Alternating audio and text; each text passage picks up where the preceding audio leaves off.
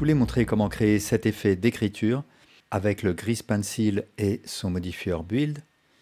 Mais bien sûr, on peut utiliser le même effet, par exemple pour faire apparaître progressivement un dessin, etc. Alors je vais supprimer mon cube et je vais créer un Mesh Plane. Et en mode Edit, je vais faire un Scale sur X pour légèrement l'élargir. Et je vais aussi créer avec Shift A un objet Grease Pencil Blank. Je vais un tout petit peu le remonter. Je vais me mettre en vue de dessus et puis avec CTRL Tab, je vais passer en mode Draw. Et donc avec F, je peux agrandir le rayon de mon crayon, de mon pinceau. Et je vais choisir Ink Pen Rough de manière à avoir un tracé avec des irrégularités. Ce que je peux voir ici dans le panneau Stroke, c'est que j'ai l'option Randomize qui est activée. Et plus je mettrai du radius, plus j'aurai des grosses irrégularités. Donc je vais mettre 0,2 par exemple. Et donc je vais écrire mon texte.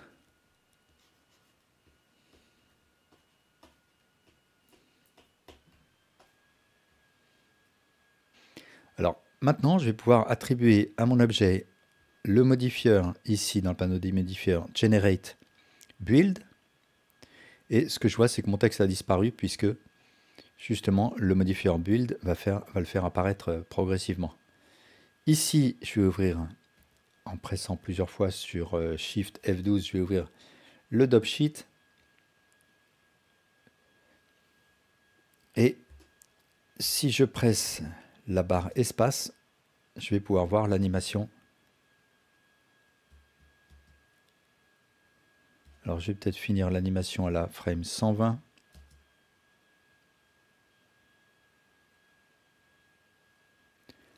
Alors les options de mon modifieur Build. Tout d'abord, j'ai le mode donc Sequential, Concurrent ou Additive. Donc Sequential, il va m'écrire les lettres les unes après les autres. Concurrent, eh bien, il va me les écrire tout en même temps. Et Additive, je veux bien une explication. J'ai pas forcément compris ce dont il s'agissait, donc je vais rester en Sequential en tout cas. Ici, j'ai plusieurs transitions, donc Grow par défaut. Donc ça, c'est l'apparition progressive en fonction de l'écriture, en tenant compte donc de l'index des vertices. J'ai l'option Shrink. Donc là, au contraire, je vais avoir une disparition progressive de mon écriture. Et puis, j'ai la transition Vanish. Et là, je vais avoir une disparition, mais en partant du début de l'écriture. Alors, je vais me remettre en mode Grow. Timing, là, je suis en Number of Frames. Donc, Number of Frames, la première valeur Frames va me permettre de déterminer en combien de temps apparaît mon écriture et delay à quel frame de ma timeline commence l'animation.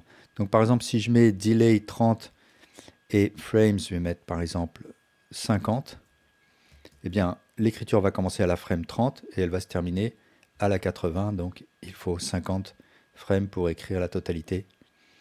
Mais je vais revenir à 100 et 0. Alors, les autres options, c'est Natural Drawing Speed. Donc, là, il va s'inspirer de ma vitesse d'écriture. Je peux augmenter la vitesse, donc là, il va terminer plus tôt.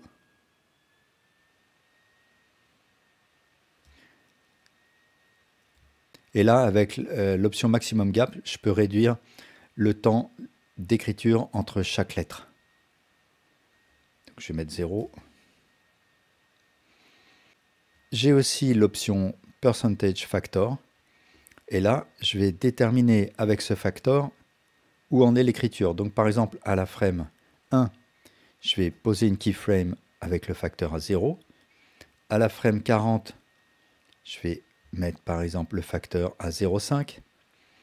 Mais je peux revenir en arrière si je veux ensuite mettre à 0,2 à la frame 60 par exemple. Donc voilà ce que je vais avoir. Et puis je peux subitement accélérer. Donc par exemple à la frame 80, je vais mettre le facteur à 1. Voilà, donc là c'est assez souple comme mode.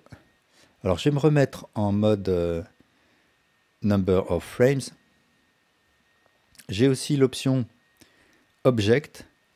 Donc si je crée, alors je vais passer en mode objet. Si jamais je crée un empty, par exemple sphere, je vais le placer ici dans le coin bas droite. Je vais ensuite désigner cet empty comme object de mon modifieur. Et là, ce que je vais voir, c'est que l'animation va commencer là où se trouve mon empty. Alors, je vais supprimer cet empty. Ensuite, je peux activer Effective Range. Ça va me permettre de réduire l'affichage de l'effet au frame que je vais définir. Par exemple, je peux mettre entre 30 et 60. Et auparavant, on verra la totalité de l'écriture. Entre 30 et 60, on verra ce qu'il est censé se passer dans cette fenêtre. Et au-delà, on verra à nouveau la totalité de l'écriture. Donc je vais désactiver cette option. J'ai ensuite l'option Fading qui va me permettre de créer un effet d'apparition progressif, soit par l'épaisseur, donc thickness, soit par l'opacité. Et donc je peux voir qu'en changeant le factor, je vais changer la longueur le long de laquelle l'effet va s'appliquer. Donc par exemple, si je mets l'opacité à 1 et un facteur assez élevé, la transparence va se faire sur beaucoup de lettres. Si je baisse le facteur, elle va se faire sur une petite longueur. Je vais aussi décocher cet effet. Et enfin, Influence me permet de n'appliquer le modifieur qu'à certains layers ou qu'à certains matériaux. Voilà, merci beaucoup pour votre attention.